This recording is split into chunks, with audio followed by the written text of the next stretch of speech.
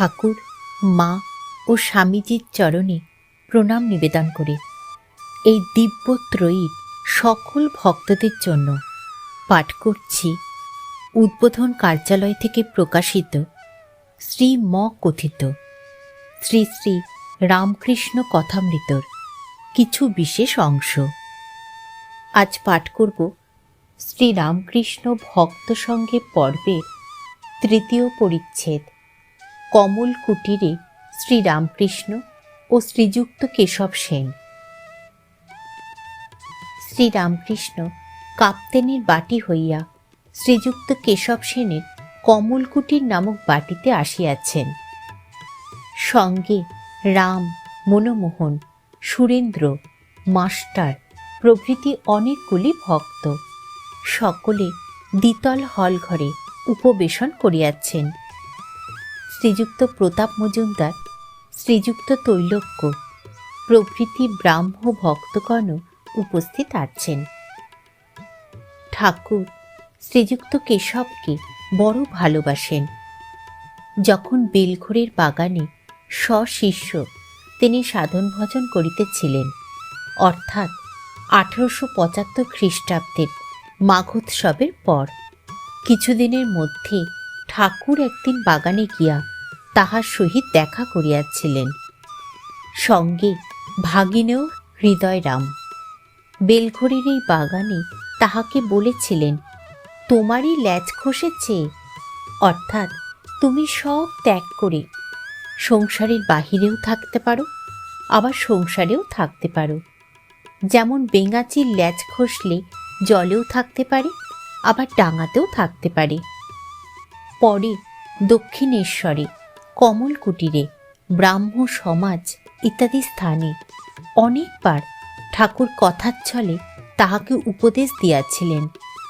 নানা পথ দিয়া, নানা ধর্মের ভিতর দিয়া ঈশ্বর লাভ হতে পারে। মাঝে মাঝে নির্জনে সাধন ভজন করে ভক্তি লাভ করে সংসারে থাকা যায়। জনকাদি ব্রহ্ম জ্ঞান লাভ করে সংসারে ছিলেন।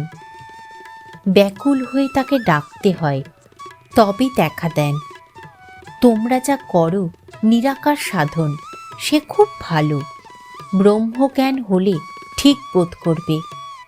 ঈশ্বর সত্য আর সব অনিত্য, ব্রহ্ম সত্য, জগৎ মিথ্যা। সনাতন হিন্দু ধর্মে সাকার নিরাকার দুই মানে। নানাভাবে ঈশ্বরের পূজা করে। শান্ত, দাস্য, সখ্য, বাৎসল্য, মধুর। রোশন চৌকিওয়ালারা একজন শুধু পো ধরে বাজায়, অথচ তার বাঁশির 7 ফোঁকর আছে। কিন্তু আর একজন তারও 7 ফোঁকর আছে, সে নানা রাগরাগিনী বাজায়। তোমরা সাকার মানো না, তাতে কিছু ক্ষতি নাই, নিরাকারে নিষ্ঠা থাকলেই হলো। তবে সাকারবাদীদের টানটুকু নেবে। মা বলে তাকে ডাকলে ভক্তি প্রেম আরও বাড়বে। কখনো দাস্য, কখনো সখ্য, কখনো বাৎসল্য, কখনো মধুর ভাব। কোনো কামনা নাই, তাকে ভালোবাসি, এটি বেশ। এর নাম অহেতুকী ভক্তি। টাকা কড়ি, মান সম্ভ্রম কিছুই চাই না, কেবল তোমার পাদপদ্মে ভক্তি। বেদ, পুরাণ, তন্ত্রে এক ঈশ্বরেরই কথা আছে ও তাহা লীলার কথা। জ্ঞান ভক্তি দুই আছে। সংসারে দাসীর মতো থাকবে। দাসী সব কাজ করে, কিন্তু দেশে মন পড়ে আছে। মনিবের ছেলেদের মানুষ করে, বলে আমার হরি, আমার রাম, কিন্তু জানে ছেলে আমার নয়। তোমরা যে নির্জনে সাধন করছ, এ খুব ভালো, তার কৃপা হবে। জনক রাজা নির্জনে কত সাধনা করেছিলেন। সাধন করলে তবে তো সংসারে নির্লিপ্ত হওয়া যায়। তোমরা বক্তৃতা দাও সকলের উপকারের জন্য, কিন্তু ঈশ্বর লাভ করে, ঈশ্বর দর্শন করে বক্তৃতা দিলে উপকার হয়। তার আদেশ না পেয়ে লোকশিক্ষা দিলে উপকার হয় না। ঈশ্বর লাভ না করলে তার আদেশ পাওয়া যায় না। ঈশ্বর লাভ যে হয়েছে তার লক্ষণ আছে। বালক পথ, জড়পথ, উন্মাদ পথ, পিশাচ পথ হয়ে যায়। যেমন সুখদেবাদি। চৈতন্যদেব কখনো বালক পথ, কখনো উন্মাদের ন্যায় নৃত্য করিতেন। হাসে, কাঁদে, নাচে, গায়। পুরীধামে যখন ছিলেন তখন অনেক সময় জড় সমাধিতে থাকতেন। এইরূপ নানা স্থানে শ্রীযুক্ত কেশবচন্দ্র সেনকে শ্রীরামকৃষ্ণ কথাচ্ছলে নানা উপদেশ দিয়েছিলেন।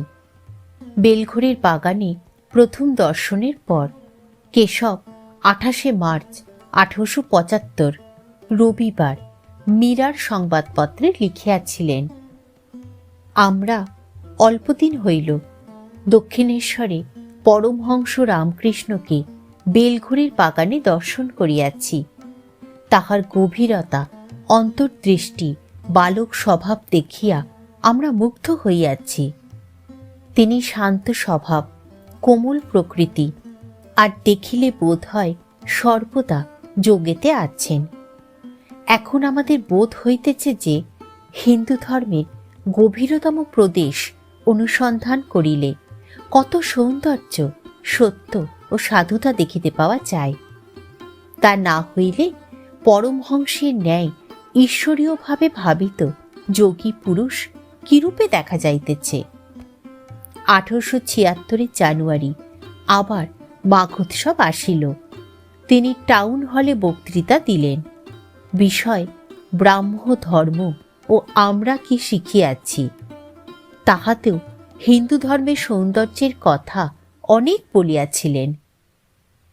শ্রীরামকৃষ্ণ তাহাকে যেমন ভালোবাসিয়াছিলেন, কেশবও তাহাকে তদ্রূপ ভক্তি করিতেন।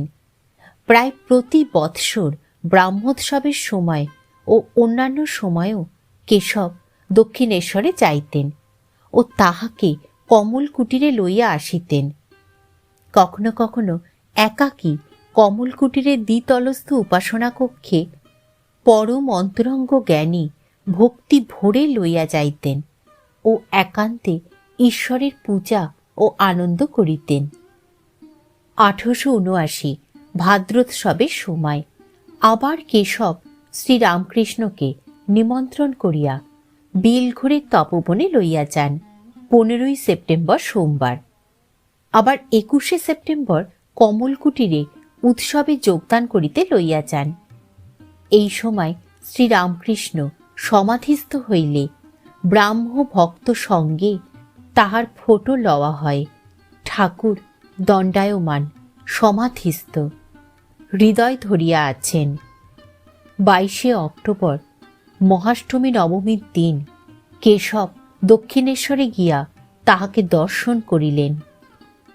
1879 29 অক্টোবর বুধবার কোজাগর পূর্ণিমায় বেলা 1টার সময় কেশব আবার ভক্ত সঙ্গে শ্রীরামকৃষ্ণকে দক্ষিণেশ্বরে দর্শন করিতে যান। স্টিমারের সঙ্গে 1খানি বজরা, 6খানি নৌকা, 2খানি ডিঙ্গি, প্রায় 80 জন ভক্ত।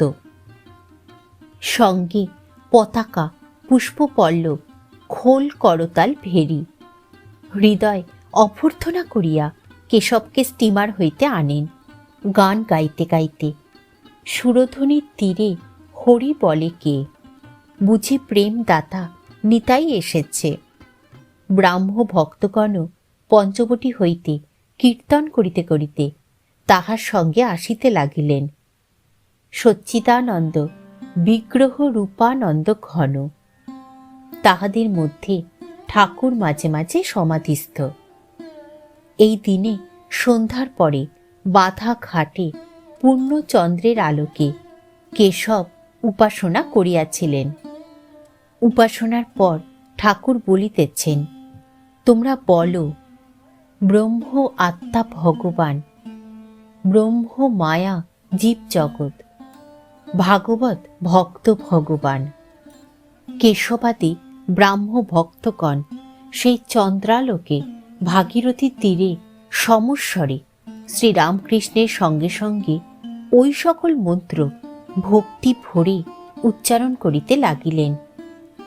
শ্রীরামকৃষ্ণ আবার যখন বলিলেন, বলো গুরু কৃষ্ণ বৈষ্ণব, তখন কেশব আনন্দে হাসিতে হাসিতে বলিতেছেন, মহাশয় এখন অতদূর নয়। গুরু কৃষ্ণ বৈষ্ণব আমরা যদি বলি, লোকে বলবে গোড়া। শ্রীরামকৃষ্ণ হাসিতে লাগিলেন ও বলিলেন, বেশ, তোমরা অর্থাৎ ব্রাহ্মরা যতদূর পারো তাহাই বলো। ঠাকুর, মা ও স্বামীজির চরণে প্রণাম নিবেদন করে শেষ করছি আজকের পাঠ।